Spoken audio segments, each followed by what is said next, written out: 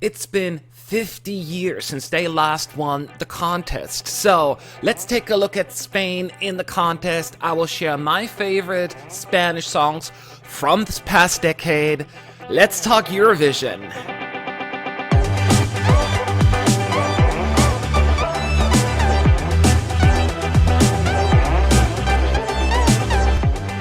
What's up, you fools? Matt, ESC United, your favorite Eurovision channel, and today it is all about Spain. Yes, you all have voted in the poll, so if you want to vote in future polls, make sure to follow me on Twitter, where I post new polls quite frequently. You voted, and it is Spain I'm going to review next. What does it mean? Well, this decade is coming to a close, so I'm going to share with you my personal songs of the decade, and now we're going to talk about the Spanish songs from 2010 all the way up to 2019. Spain, as pointed out, has not had the greatest decade, to say the least. It's going to get better. It's going to get better. 2 top 10 results only, but I'm going to say right here, right now, while there are some boo-boos in there, some of these entries were most definitely underappreciated by the juries and or televoters. And I'm going to share with you my personal top 10 right here, right now. Make sure, disclaimer, this is my personal opinion. It's subjective. It's okay if you disagree. I would love to hear from you as well, but let's delve right into this. Again, these are the songs from this past decade, the 2010s. So, starting with my 10th place, which automatically by default is also my least favorite of the year, not year, decade, 2017.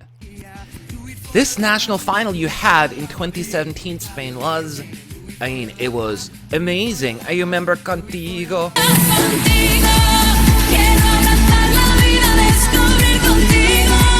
That awesome Spanish flavor upbeat song was so awesome. I also loved Ouch a whole lot.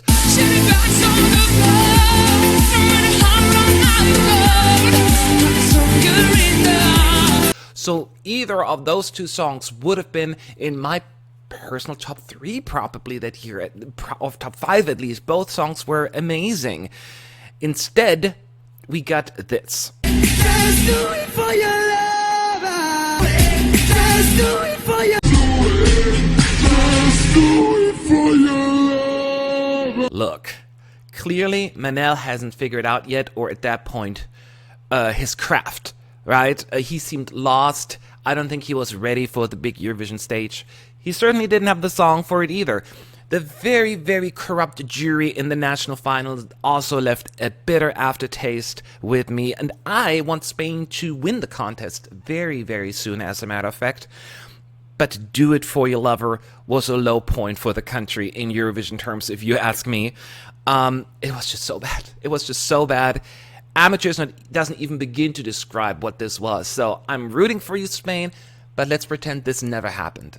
In 9th place, my 9th favorite song of the 2010s from Spain is 2013. ESDM is the name of the band, and let me say, they are not bad. They're not a bad band. And they had some really good music when I checked them out. But this song, Contigo, hasta final, if you put a bag of air next to this, it would be equally irrelevant. It's just not doing anything. The most forgettable song of the year. And there's a reason why it flopped. I will say though, the singer, she rocked that yellow dress. I just loved looking at her because that was a beautiful dress and it worked for her. But clearly not enough to save the song overall. It's just such an unimportant song. I really don't know what else to add. That's how unimportant it was. So let's move right on. My 8th place is 2010. And let me say, this one is tough to judge, as there are still some really hurt feelings coming from me from the national final, as I was rooting so hard for this song.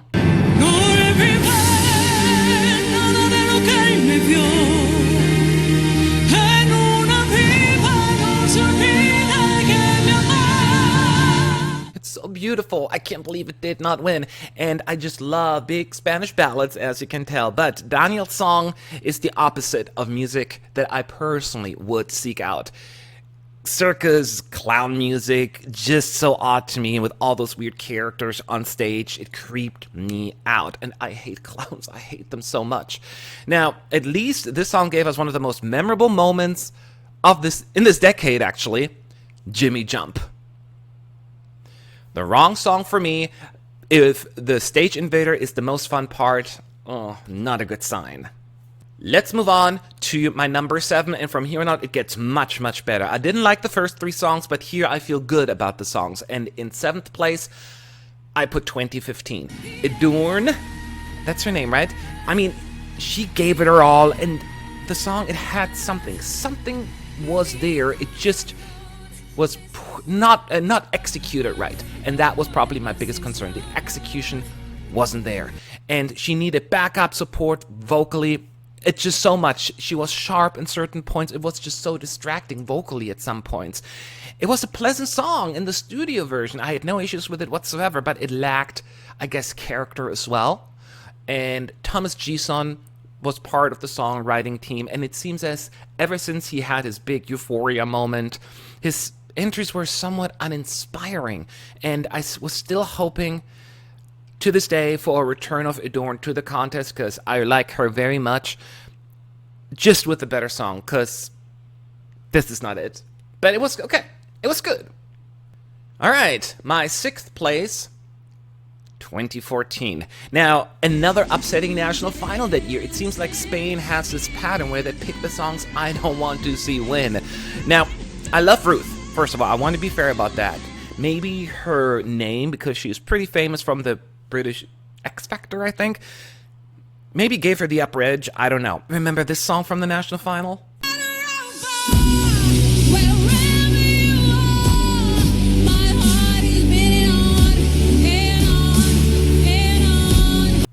Oh, I loved this. It was so good. This would have been high up in my ranking. I also love this song.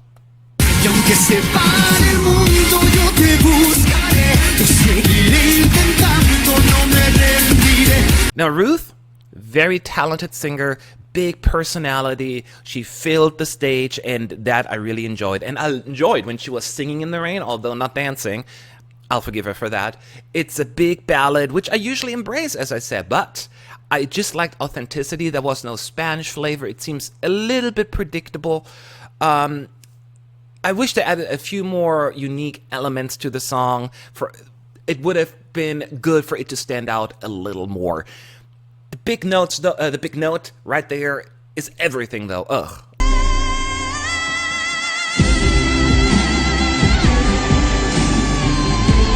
I love it. I love it. I love it. Overall, I think it was a solid effort from Spain. Moving on to my top 5. Is your favorite song still in the running? Well, let's see where it ended up on my list. In 5th place, that's 1, 5. 5th place is 2018. Now, I loved canzion when it first came out, right? When it just really didn't have maybe the longevity for it to really stand up high in my ranking. I think the somewhat forced and lackluster staging was really the final blow to its chances.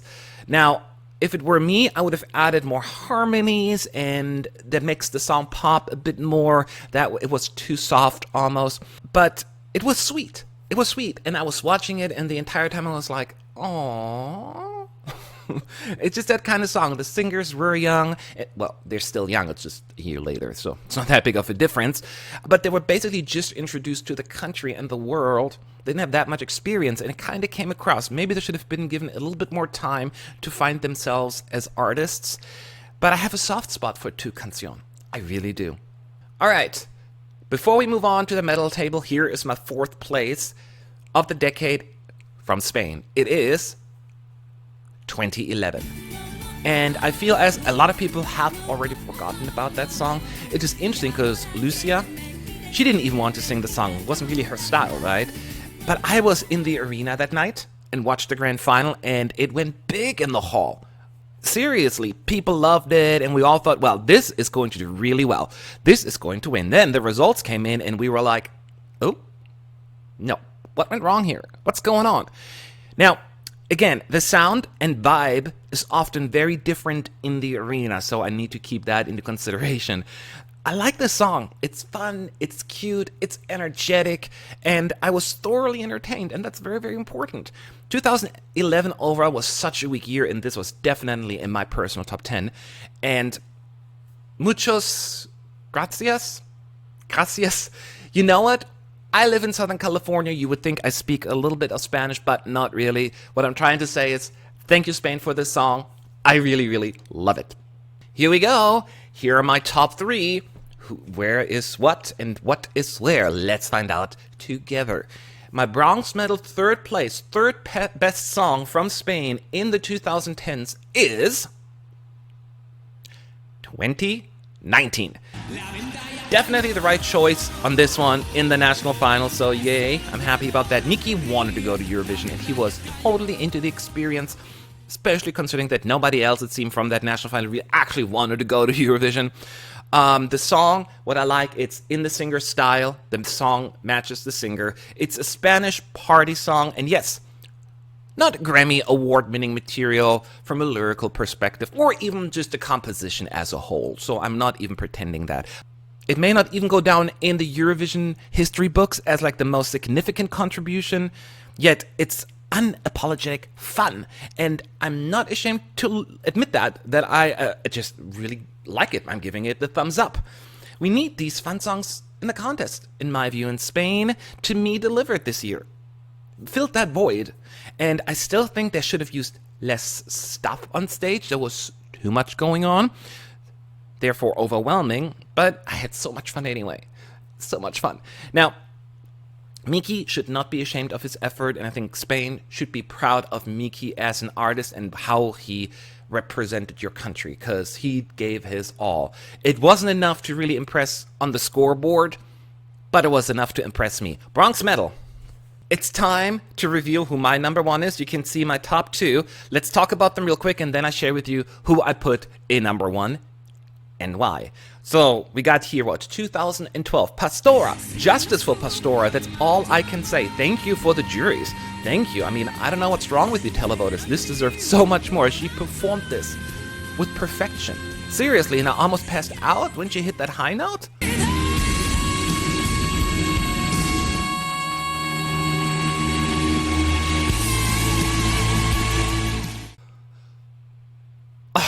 So good.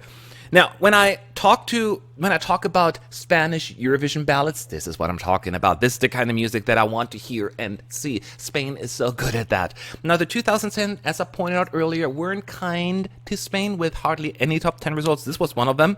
Should have been way higher. Should have been way higher. Potentially my personal winner of 2012. Sorry, Euphoria. But let's appreciate this one more time because it deserves it.